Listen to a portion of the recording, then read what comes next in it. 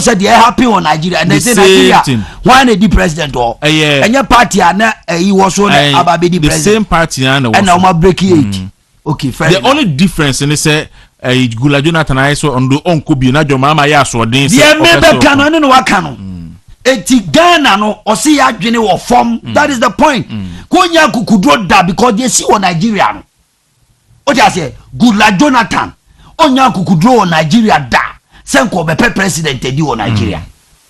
John Mahama akeka Ghana fo animu ehu say sebi jama esibi ni yanum na kade o ye ka wo ferie e wo niwo e na wo fa bi tufu ofie pa se obi tufu pa wo futufu pa wo ni fie a anka John Mahama nya de obe contest election wo Ghana do yeti na mekasa you supervise an economy covid anyhow you supervise an economy. Let me read it for you. You supervise an economy 2011 the lowest point in the history of Ghana, 3.5%, 3.4% to GDP. In 2016, without crisis. What has a government critical obligations like pension tier, 2-tier funds, public sector workers date back to 2010. Now arrears say 3.1 billion. What you say? UN, United Nations, peacekeepers say soldier for a sraf for no do oka $13 million don't ya. Teacher training allowance, any nurses allowance, was you on tia. Ghana, yet the sumu doom so. What you say? The country has been through 5 years or 7 years of power cuts. Doom so. Yes. Ebeye like nightfall in Soweto. Ebi si da. Ama finding itself in the Wikipedia.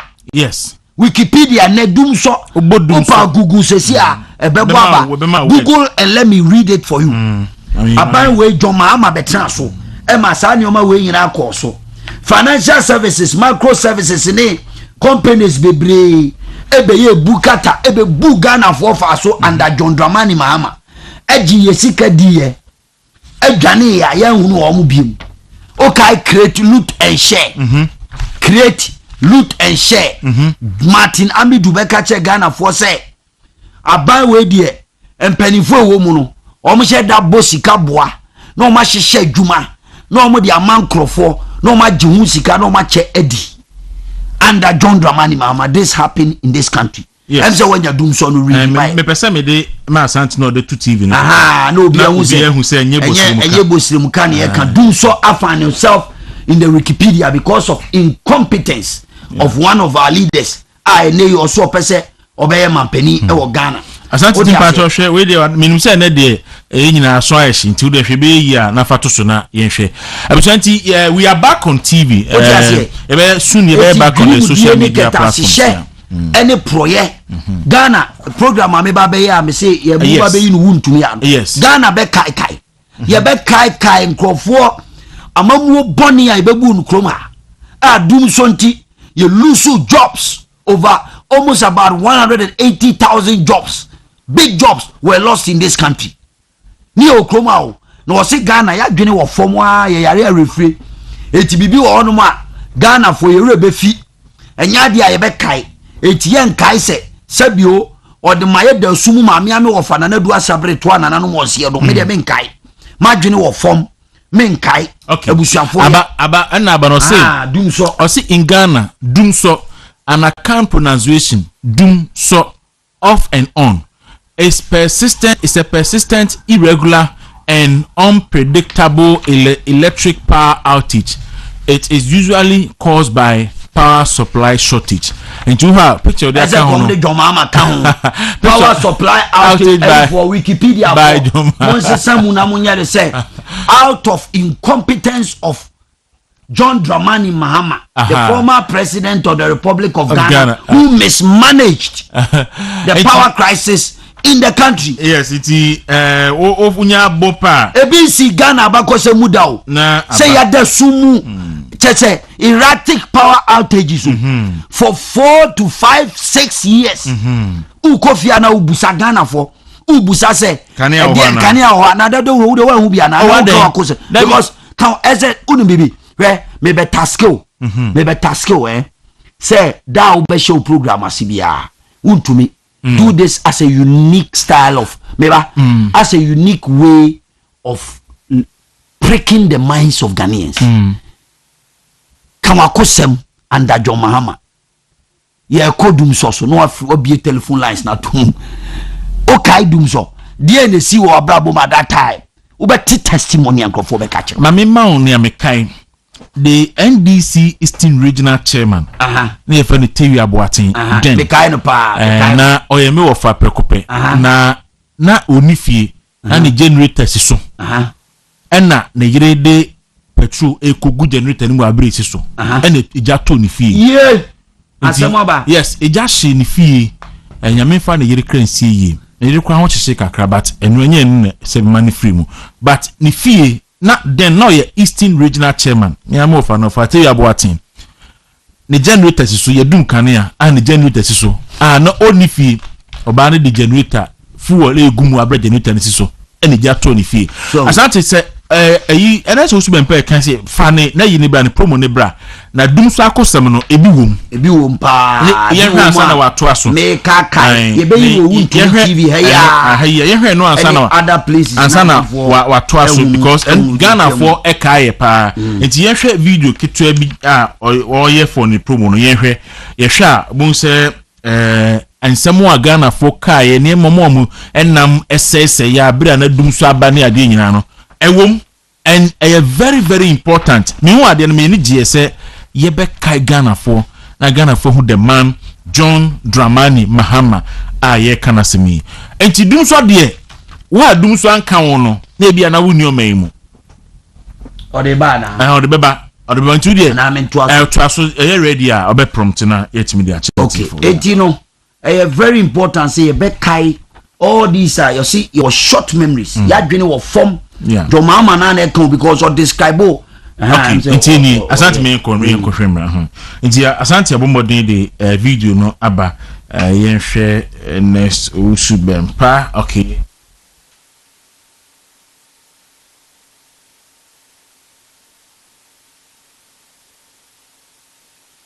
Ultimate Radio 95.9 Nyaminsa wom hey Ultimate Radio ya chibebia won krememu asei The president will set up inquiry against his own vice president. Mohammed's time that they paid Boyomi. Nimi Shano, Nimi NDC payra, Nipe Binye Juma, and so Bosumi no Mudi Ewoso. Mahama is corrupt. It's true. Ghana the Yakai, you need short memory.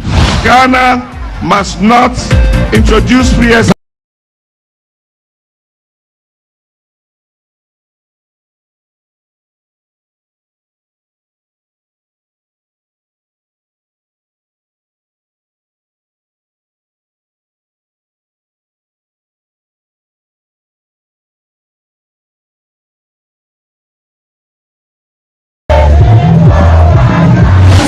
starting F2 we are the 15 years we shall say now senior high school free senior high school free SHS that is what we call all lie be lie. Hundreds of vehicles since Tuesday have been queuing at various filling stations in Accra, Kumasi, Cape Coast and Tema, hoping to fill the fuel tanks of vehicles. Ubekai Bibia be a friend doom so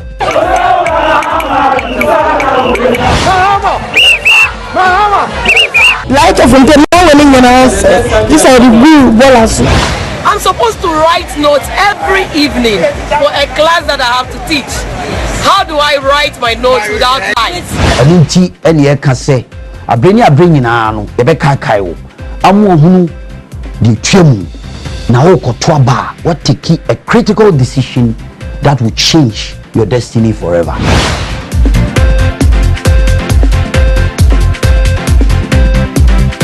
Na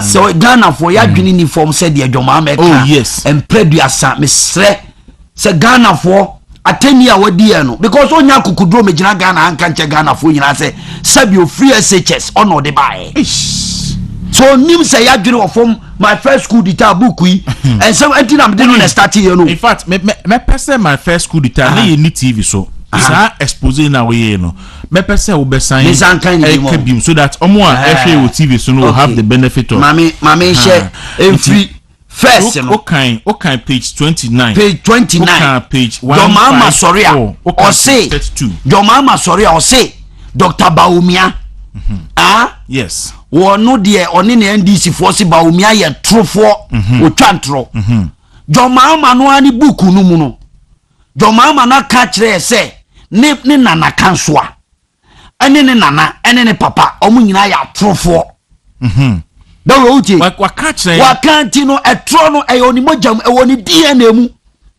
can they NDC omu prove kire say Baumia is a liar and then me ba disprove no ha yes page 29 my first coup d'etat John Mahama na ka onu ani book wa Ghana for okotro ye yes oma gay ni no your friends gay lobbyist Andrew Solomon ebe lanchima no edumu page 29 obi a o book yi bibia anko kan book yi Amazon ko Amazon a eda o enye se me na me bo mi sire mu aka muntie de John Mahama kai onu ani book atwera fa onu ani hu my first coup d'etat o say DCB anoye DC ano okrom onu at that time and obaye mami reading brofo na mempoto anase me kan na photo me kan na photo na keche mu twi yes district commissioner came to Somaura na John Mahama nana to help facilitate one of his grandchildren volunteered them to be educated. Uti ose Somaura adisi ni ba Somaura ho se obeboa ne nananom ba ko edna ko school yes. I imagine that while he was at the state room abra on in the word the state them my great grandfather and my grandfather accustomed to being the decision makers ose ni nana ene nana kanso a ana sabra mu na esi giran no politely told the district commissioner that, and I quote, he did not have any grandchildren of school going age. Also, okachel ubu kwanse ejamira enya ade ewo bia wodun fie so ko school ebusuemu. This I knew that my grandfather and my great grandfather were lying. Also we dey minim. What they said was entirely not true. Also minim. Se me na nane me na nankanso abema no mu twentro asem kan na nye no kre. Exactly. As the majority of the children who had gathered around the district commissioner's vehicle were clearly enough to attend school. Enti ye twa kan ho ahia nyina ha sabre no na ye du school ko bre. Enso me na twantro se akola bia ni abusuin mu a. Enti Ghana ni a utie me. John Mahama no a wakase etro na wona busuam ni nana kansoa ni na busuafo nyina no e ho no osuantro ni free ye. Eto on de o ya trofo bonsa so trofo je. Anu ti no koka se abato obeduru so a wo de ntro kakra. No kre kakra. Na de no kre kakra. Na de afra wo ni no kre no so onka. Eto obenya kukuduro abeka che se free SHS so no de baaye. Obenya kukuduro aka se Ghana fo nyina madwene wo form. Eti no opeso obegina se mampani ni eto abama no. Voice ni. Yes. You know say edru election time na amanyoko bia epre. Nti ne obeka bia ama nipa akoma dane ama o eno na obeka. Nti entra now the film. No cry now the film. Ya de frafra. No cry no ho yanka na ya de intro film. Nti eno Eji no ni nana no atwantra e na odi atete no ni nana kanso atwantra de tete ni papa na ni papa so de atete no enti ya ade a hoye na NDC for ade a omo ye no eno na da omo turning around to accuse their opponent and I'm telling you omo party ni ye obi bi a friend Ways and Means Committee. I see. Ways and Means Committee no e National Executive Council. I see. Fake omo tnase party ni tirimu pe no ma kuku propaganda no ma tnase embellish no ma yusu NDC wo mu na uka no kra eni udi anemu untimi ntram ye be you afrim sesi a eti no John Mahama as a person no on say osan ko school or Russia kakra into akosua sa communist superior tactics when you study the Goebbelian propaganda you afraid be the big lie the big lie and no a strategy na Adolf Hitler no use to confuse people during the Second World War otimi twa tro kese pa onim se ntrowe tro na confuse amanfo they buy into that idea and they use it the John Mahama no idea part and parcel of him and me pese Ghana for nyina ti ase say moya mo say NDC for there and that is their strategy, that is their modus operandi, and so far no omanya leader ono so no atro no adore ne se no koboa eti ne djuma odie nyina ne se obetwa tro e de ache Ghana for na Ghana for ere agiatum na wo hwe ni book no a clearly ne ni ye ne bibia wo ye bia e kire etu ka se mi nchire page 29 no ma kire ma wi na me samra another page okay page 154 me ba ho no okay another go 22 disco ho se mo yes disco no a all kan no a odi abehye ne manifesto mu a wo kan no enye se ya gudie se asem adwoma ma e kan no e ya agro bi no odie e ya de a na ni suade ho a e part and parcel of his life se ono ensanwe any disco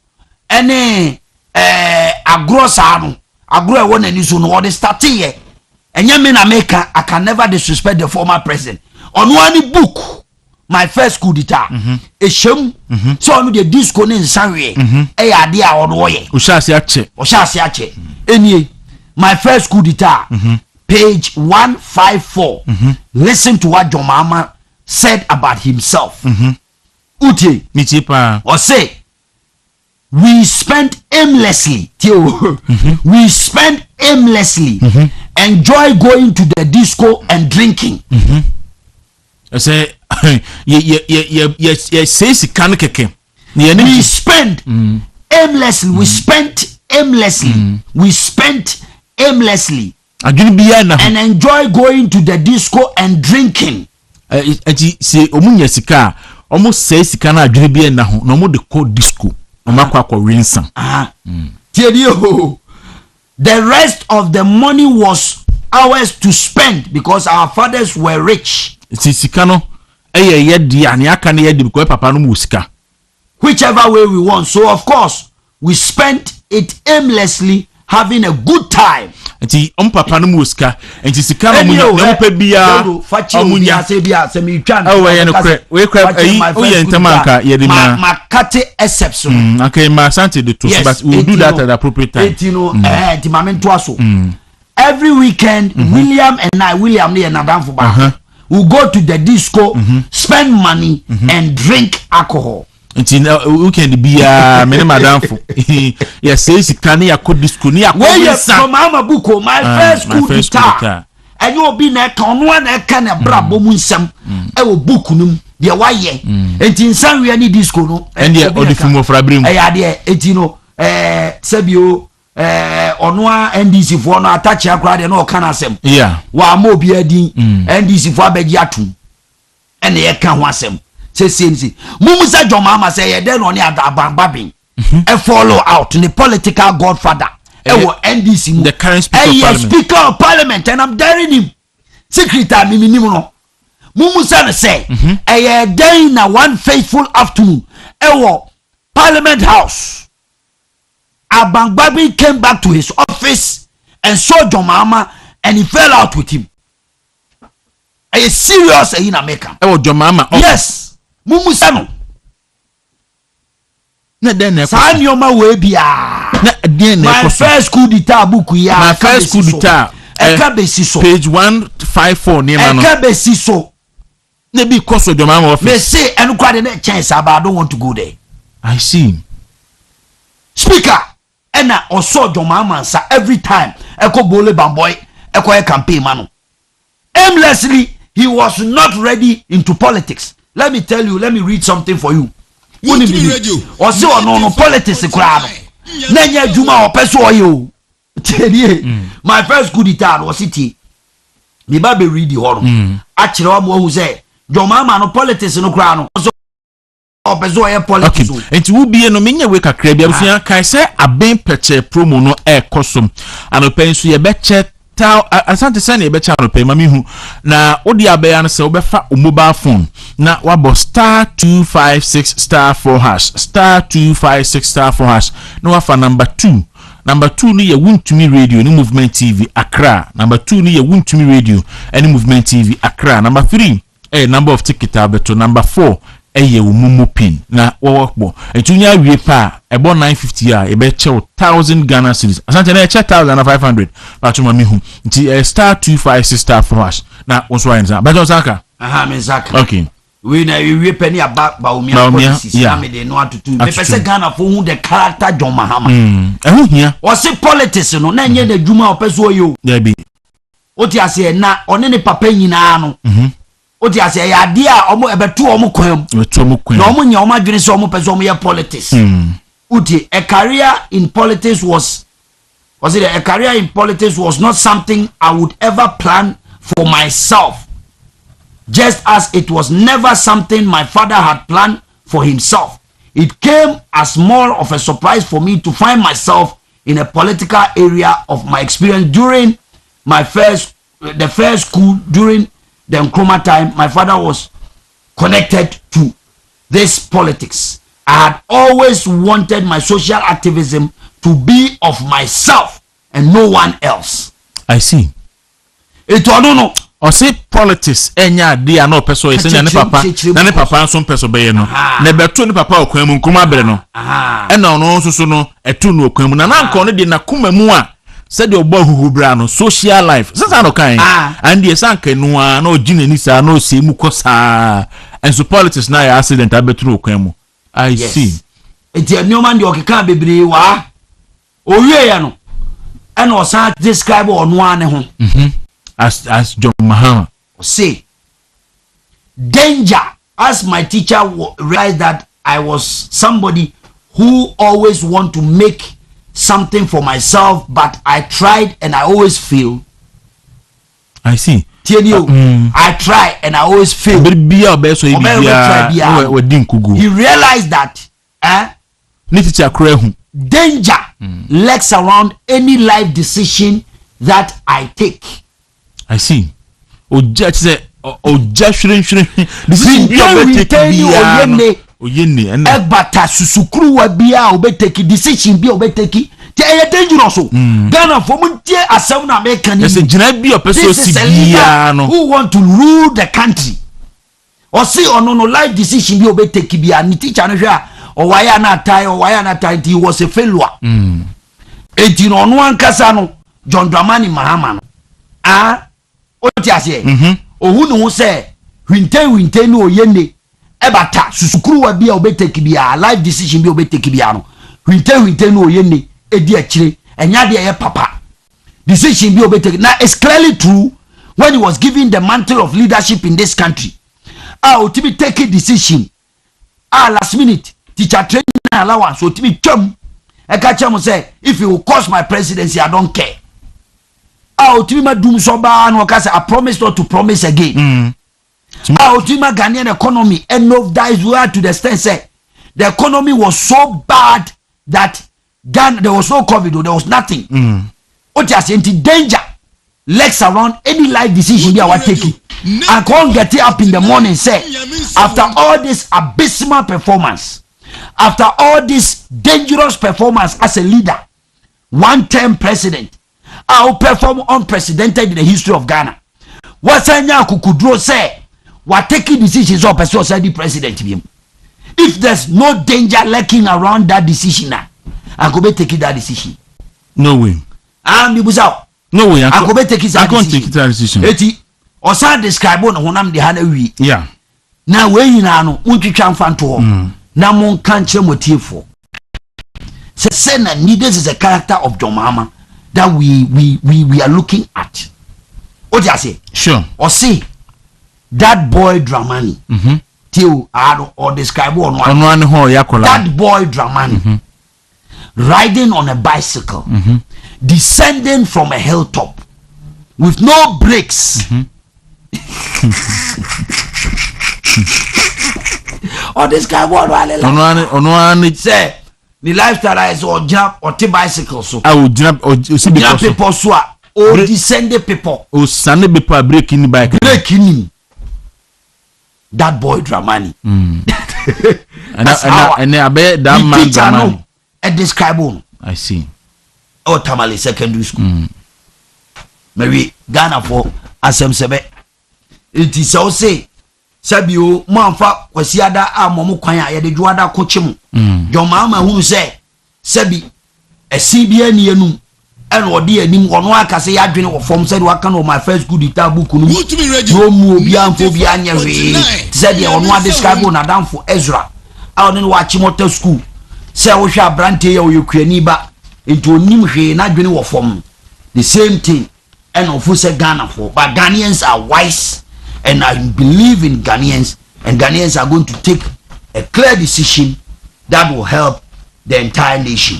And you know, Deuru ye koso no na nioma enam MPP aban so ene Nanado Danko Akufo-Addo ene Dr. Mamadou Bawumia etumi di aba ama oman Ghana yenya so mfaso no ai ne ye betra aban mu no de yaye no enu bi na me ba be keka ama Ghana fo nyina ehunu na NDC for so ya omo say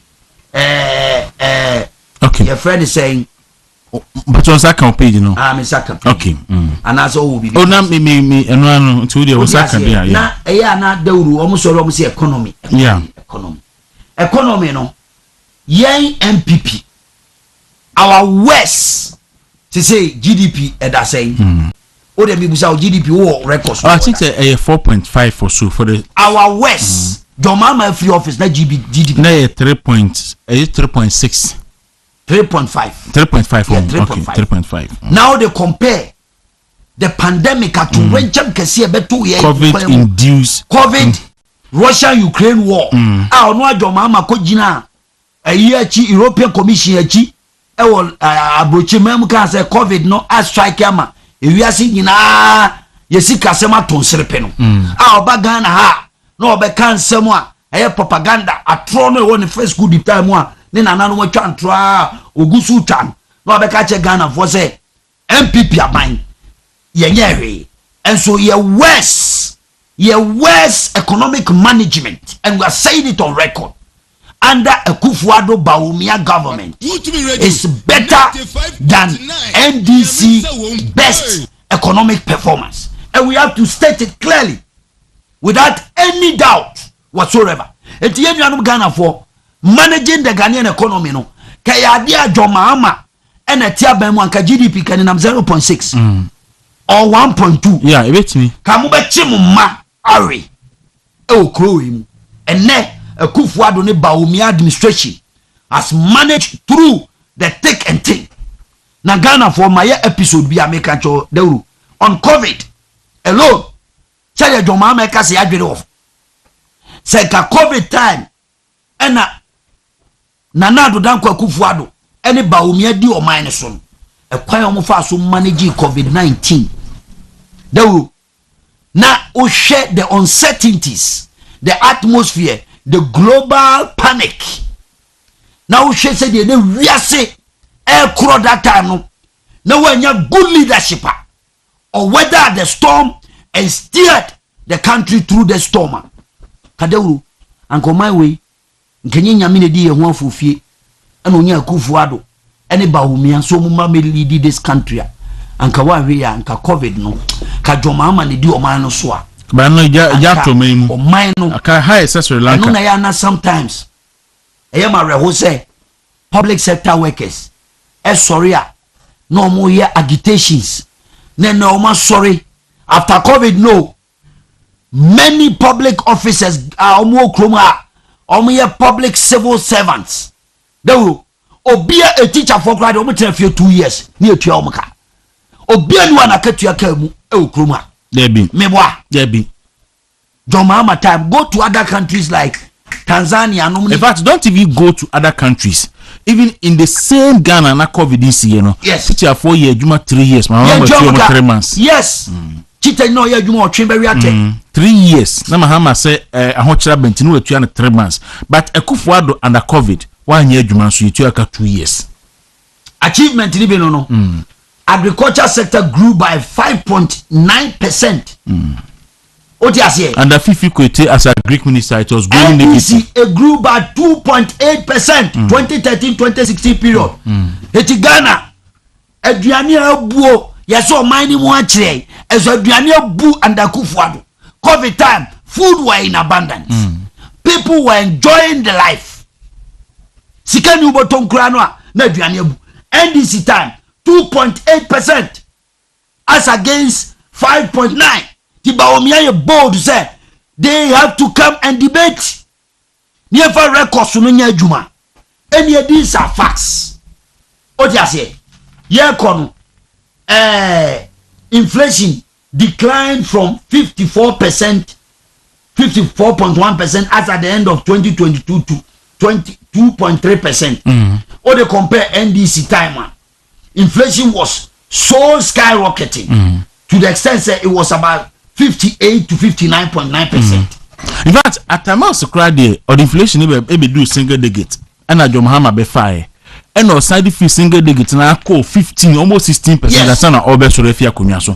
But see, it has never happened before. Say a baby inflation be off from a back of say do 54 as a buffer mine.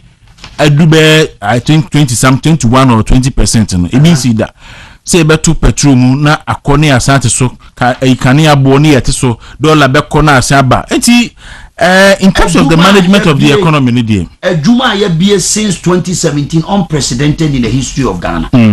What you say, we've created over 2.3 million jobs, both public and private sector. Okay, NDC force e wa hefa. E wa hefa.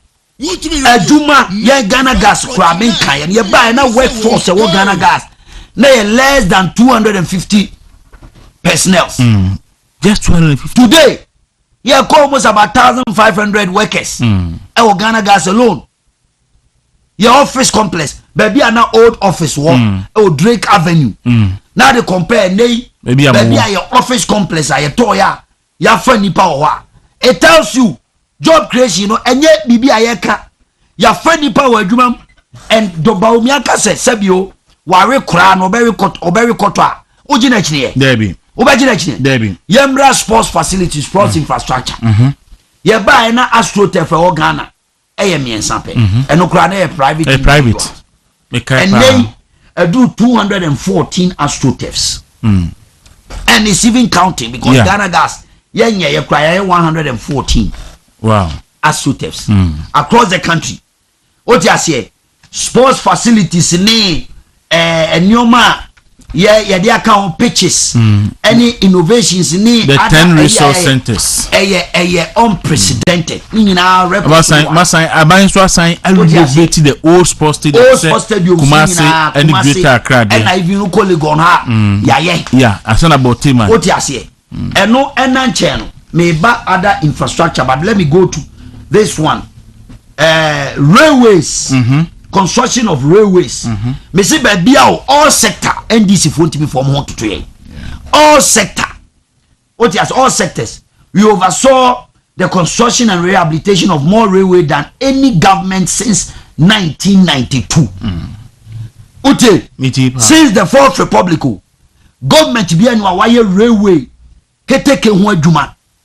Echen MPP abanye asisu. Ebin si da unprecedented in the history of this country. Achimota in Sawam, Accra, Tamale, Kojo Krom Takwa, Kojo Krom Manso, Tema Mpakadan. Nina yaye. Honey edit training kotu ya mode. Nina yaye. Kosi so no. Abambia ni wanuma wa constructed fish landing sites in the history of this country since 1992 than MPP government. Tenio, fish lands inside that fire for Ekoyi Nam, NDC betra so, Bukom for Atuaba, Maomwa, Omunyam Fasobia, Uko Disco, Oko Elmina, Oko Manfred, Oko Winiba, Oko Elmina, MPP Abanwi, fish lines inside the Makum, Pori Beze, ensiase edu eni me ba be bobo Axim ya fish landing side ho uko Discover ebi ho uko Moria ebi ho uko Manford ebi ho uko Winneba ebi ho ko Senya Breku Gomu Afete Pechi Osu Ekunfi and Mfansiman what you say construction of 2 major fishing harbors so yesi ewo Elmina any Jamestown Jamestown the no correct oh mehu state of the art in fact Elmina de no podie eno so sa kakraka ya sonketo ye kan samwa na ye ka se enioma ya as a political party ye kan ye say the already krada no so very kotokra ogina chine debi asinye bi ani ho eti ye ba so ani ye ba health infrastructure health infrastructure no NDC for Soria no de na University of Ghana Medical Health Center Mahama de si omoboa obu green book no and de ko hye mu twa ntro se maka twa se ntro no de e ade a e de twa mu fu e President Mills on say President Mills achievement in de akoma John Mahama President Mills and initiated that project and afofia nto apa almost started construction and we gari abamu it is Sikano has been secured. The project, the salt was cut, and the ongoing project was going on. Aname mebwa. Entinu. Se obana be commissioner. Eno no na chese ona odia. In fact, eno kurana Professor Moses German went me anwie. The agenda 111. Ye kan wasem de eno kura de emfanto nchen. What as a polyclinic Oko Central Regional completed in August 2018. Ayeba abamu no. Ejumako yesi polyclinic Oko besiasia yesi polyclinic Oko Gumwa Darampo Briwa Eti Sunkwa Bimpon Eja Jamra Mankron Akunfode Ekunfi Nankwa Gomwa Potting. These are monumental projects, health facilities.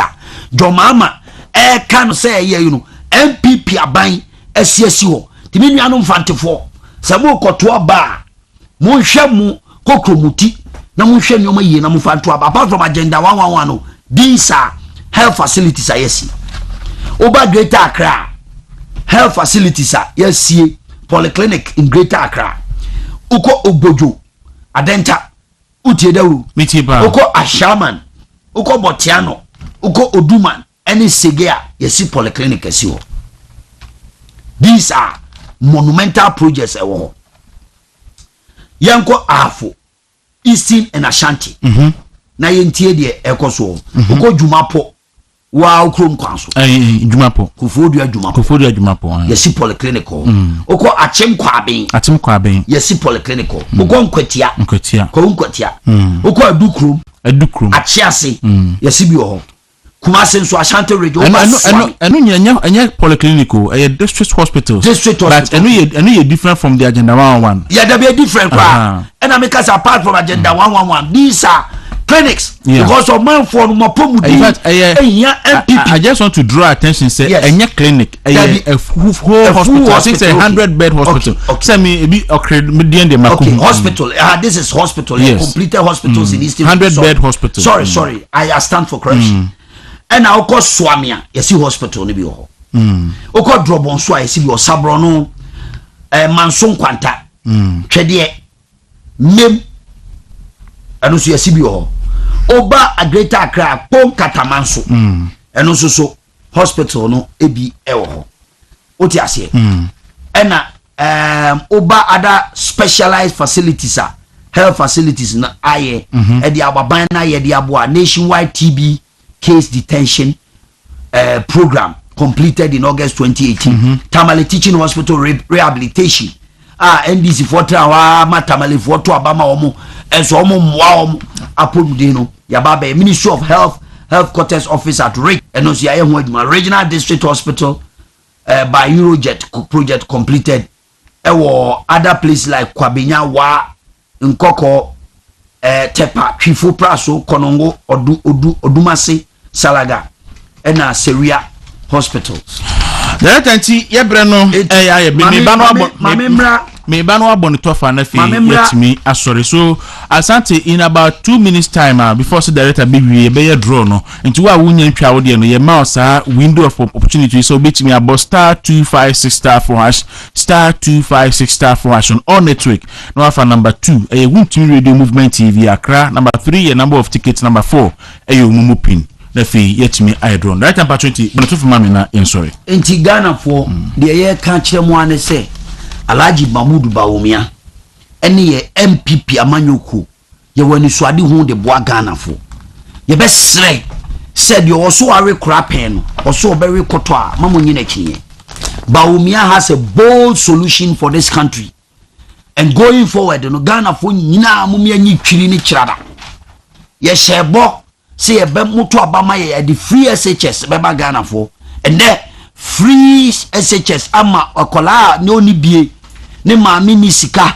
ne papa ni sika na ne maami fo nka September ye duro mu ko akopɛ wo bosia na mu de akohwɛ mo ban no school enne o ba no fa ne trunk ne chobos da pex provisions kakra ma no akola no ko school aba bia ni wa ba since the 4th Republic what my say Kwame Nkrumah ono no chechire Ghana obetu sika Kwame Nkrumah and I'm stating it couldn't implement universal free education in this country TSA say MPP aban ye wani suade hu de boa Ghana munso ya sene na mumaye mreki the 8 ni emfa hihye papa a Dr. Bawumia de abase ene okọ haba flat rate so ube union ma flat rate duty taxes flat duty taxes on everything nyoma ode ba so babe training almost about 150,000 youth on digitalization said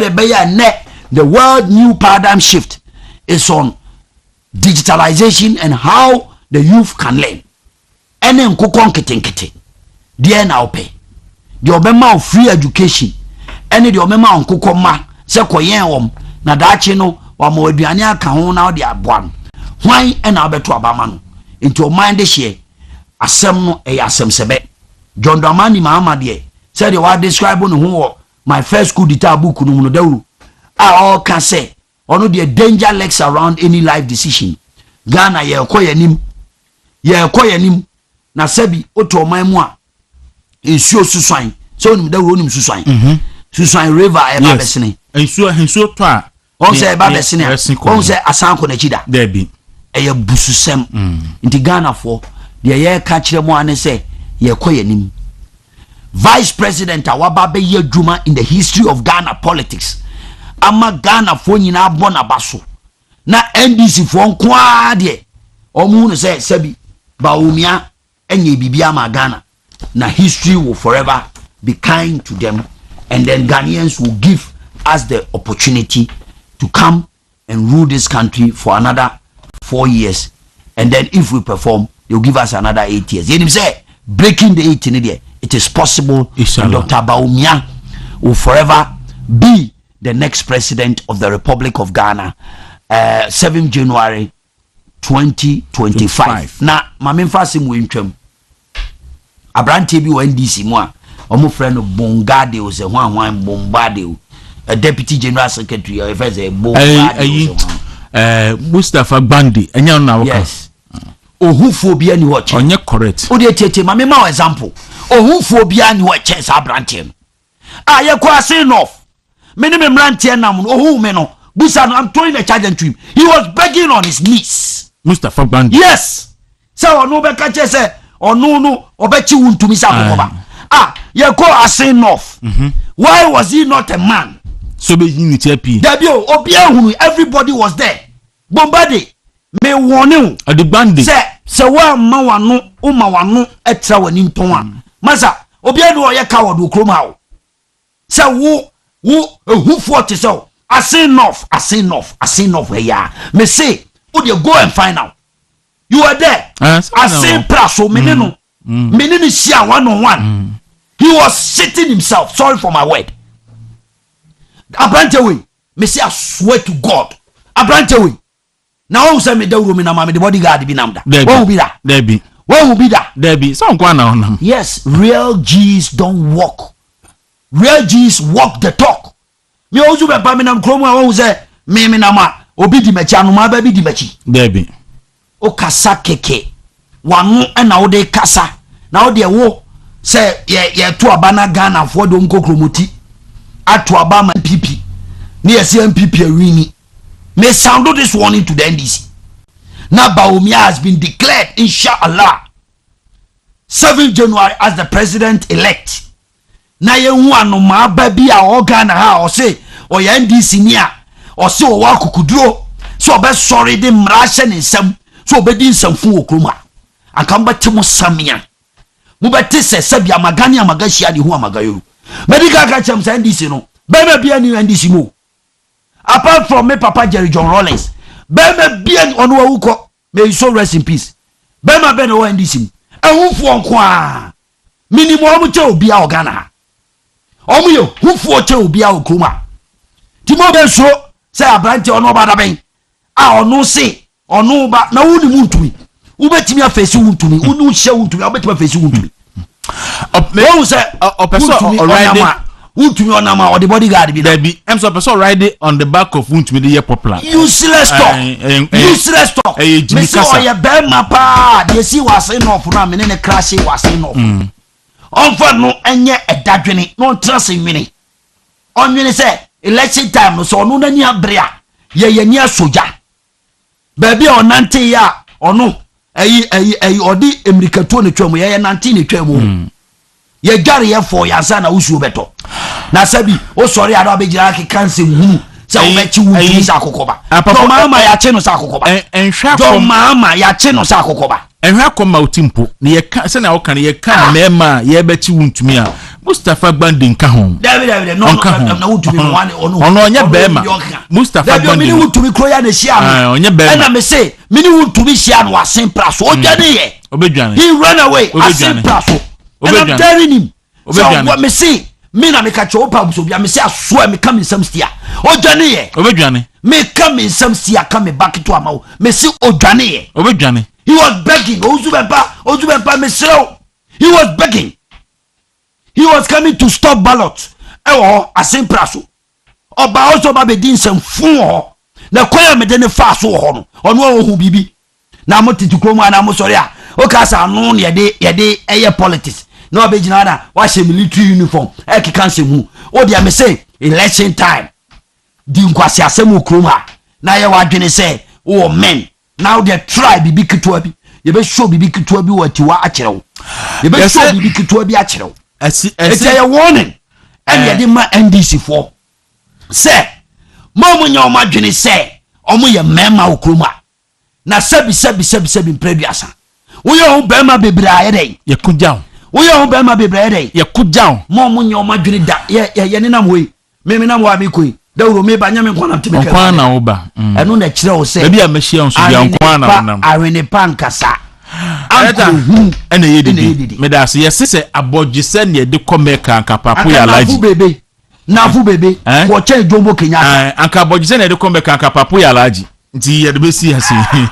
abusia asante me anya draw no ne yankwa baabi odeni ntimi nti asante pacho me anya draw ne yankwa baabi ra Ernest Owusu Bempah Bonsu deputy director in charge of communication ema the new patriotic party osanso in charge of corporate affairs Ghana Gas no pende di enkomo ne ka mema dia Mustafa Gbandi Mustafa Gbandi ye bema 0244 388 388 only a winner for today but unfortunately yebreno eko tint me no kasa kwame jasi any sports team no will take over your TV and then many DJ Sly T and so take over your radio